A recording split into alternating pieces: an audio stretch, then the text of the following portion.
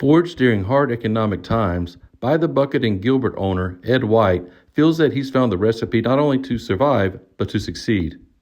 We started during the pandemic, survived that.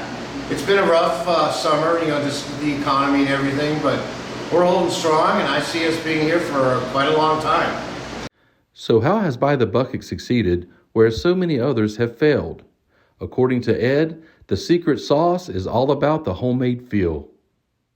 Everything we make is homemade from scratch. We have the original recipe when the store was founded several years ago.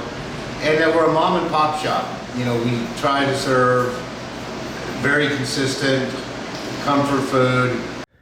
Co-owner Connie Overman agrees and credits rapport with customers as well as a sense of community for their success.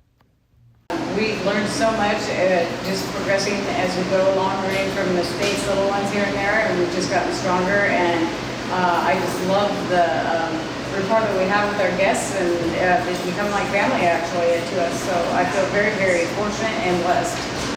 At By the Bucket, the bright red Jeep may attract eyeballs, but it's the family feel that is the true ingredient to success.